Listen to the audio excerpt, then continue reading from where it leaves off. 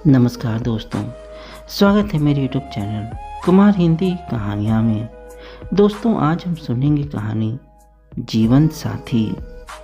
मिथिला जी, आप कुछ कमज़ोर सी दिखाई पड़ रही हैं।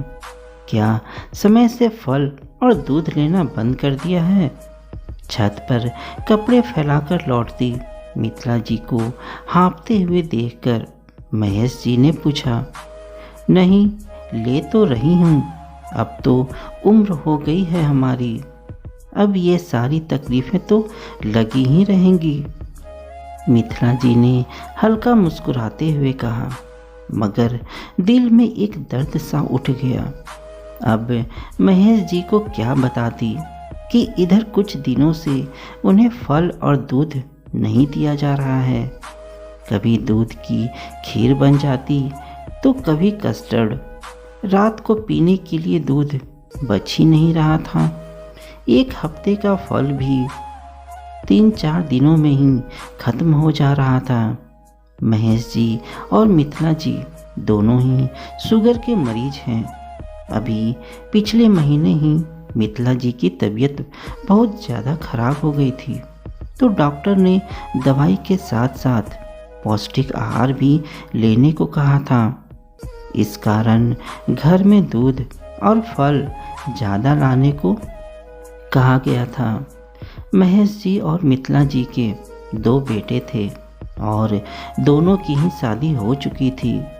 रिटायरमेंट लेते ही महेश जी ने अपने दोनों बेटों का बंटवारा कर दिया था। ऊपर का हिस्सा 2 भागों में बांटा और अपने दोनों बेटों को एक भाग दे दिया और नीचे के हिस्से में खुद ही अपनी पत्नी के साथ रह रहे थे। लेकिन खाना खाने और बनाने के लिए दोनों बहुओं को नीचे सास ससुर के ही हिस्से में आना पड़ता था। खाना बनाने की जिम्मेदारी दोनों बहुओं ने बांट कर रखी थी। सुबह का खाना बड़ी बहू तो रात का खाना छोटी बहू बनाती थी। इसी तरह घर का राशन भी बारी बारी से दोनों बेटे ही भरते थे। रिटायरमेंट से पहले ज़्यादातर बाहर का काम महेश जी ही किया करते थे और रसोई घर में मिथिला जी की चलती थी। लेकिन महेश जी ने अपने रिटायरमेंट के साथ साथ मिथिला जी को भी रसोई घर से रिटायरमेंट दिलवा दिया था।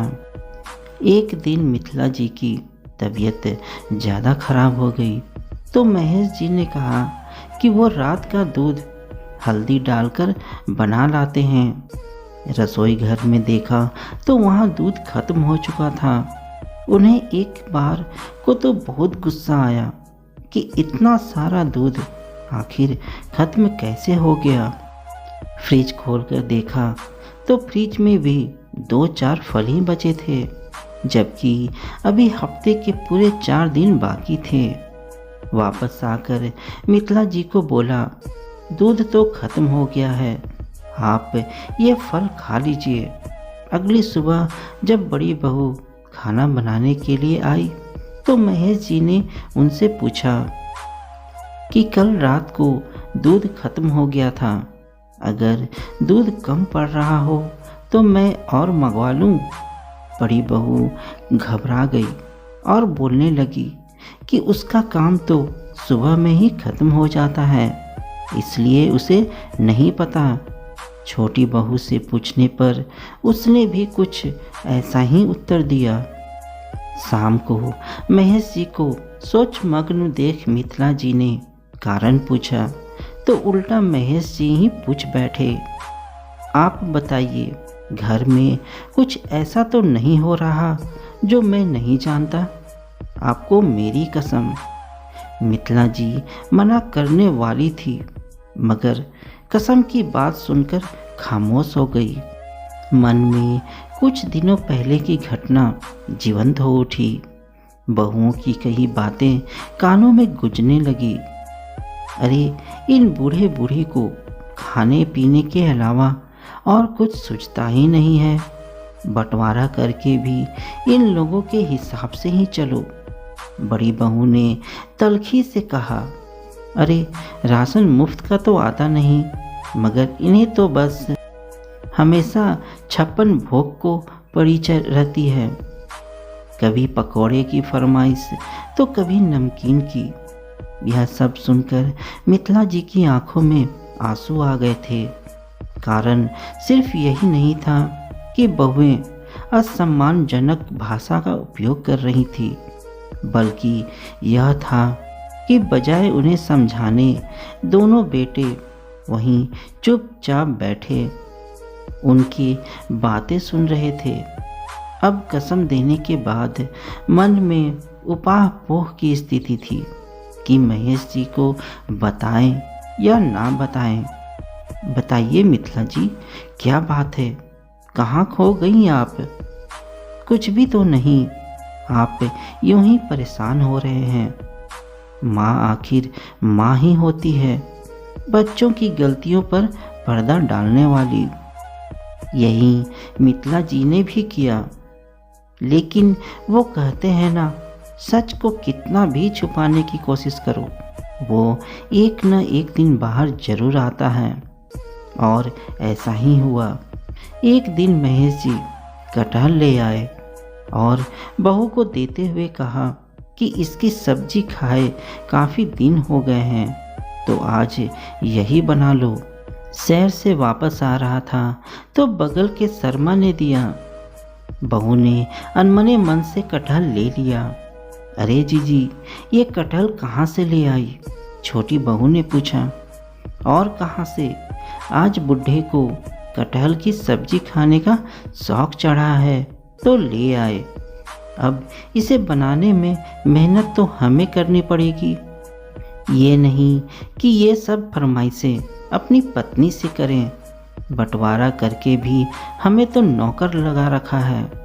उन बुढ़ों को तो बस आराम करना है। छोटी थोड़ी मदद कर दे। नाना, कल रात मैंने लौकी के कोफ्ते बनाए थे, आज तो आप संभालो, कहकर छोटी बहू जैसे ही जाने के लिए मुड़ी, सामने महेश जी को देखकर ठिठक कर रुक गई। महेश जी का चेहरा गुस्से से तमतमा रहा था, उनकी आंखें लाल हो रही थी। बैठक में जाकर आवाज देकर उन्होंने अपने बेटों और साथ में बहुओं को भी बुलाया। आज तक मैंने जिंदगी में बहुत बड़े फैसले लिए हैं, लेकिन कभी भी मैं अपने किए हुए फैसलों पर पछताया नहीं हूँ।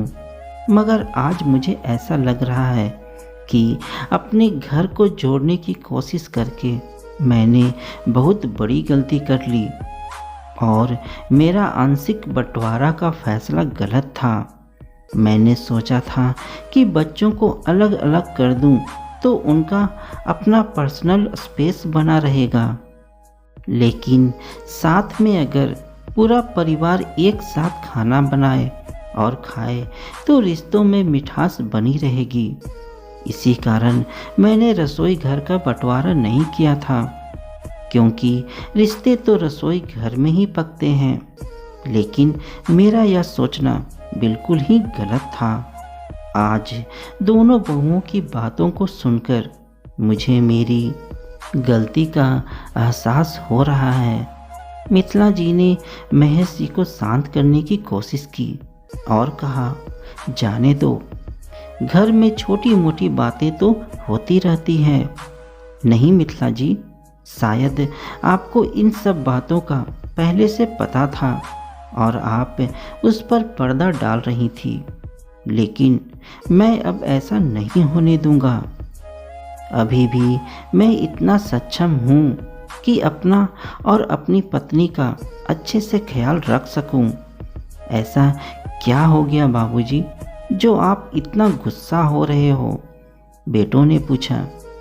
यह तो तुम बाद में अपनी बीवियों से पूछ लेना कि हमें किन किन नामों से संबोधित किया जाता है। पहले तुम लोग मेरी बात सुन लो। आज मैं अपनी गलती सुधार रहा हूँ और रसोई घर का भी बंटवारा कर रहा हूँ। आज से तुम दोनों अपना अपना रसोई अपने घर के हिस्से में ही बनाना। और आज से हमारी चिंता करना छोड़ दो। मैं अभी इतना भी बूढ़ा नहीं हुआ हूँ कि अपनी बीमार पत्नी की सेवा ना कर सकूं, और मेरा पेंशन हमारे खर्चे के लिए काफ़ी होगा। मैंने सोचा था कि हम सब एक साथ रहेंगे, लेकिन शायद तुम लोगों को अपने माँ बाप की छोटी छोटी खुशियाँ भी भारी लगने लगी है। आज मुझे पता चल रहा है, तुम्हारी माँ को मैं जब भी पूछता था कि फल और दूध लिया कि नहीं, तो वो टाल क्यों जाती थी। जिस माँ ने जिंदगी भर तुम लोगों की फरमाइशें और जिद को पूरा किया है, आज इस वक्त तुम लोगों के पास उनके लिए दूध और फल के भी पैसे नहीं हैं। अगर ऐसी बात थी तो मुझसे कहा होता, मैं खरीद कर ला देता। उनकी बातों को दोनों बहुएं सर झुकाए सुन रही थी। आखिर गलती भी तो उन्हीं की थी, और उनकी इस गलती में साथ दिया महेश जी के बेटों ने। महेश जी मिथिला जी को लेकर अपने कमरे में चले गए। अपने जीवन संगनी के आंखों में आंसू देखकर महेश जी ने कहा, आप रोती क्यों हैं? मैं हूं ना, मैं अभी बूढ़ा नहीं हुआ हूँ। तो दोस्तों, आपको यह कहानी कैसी लगी मुझे कमेंट में ज़रूर बताइएगा। साथ ही चैनल में नए हैं तो वीडियो को लाइक और चैनल को सब्सक्राइब जरूर कीजिएगा। धन्यवाद दोस्तों।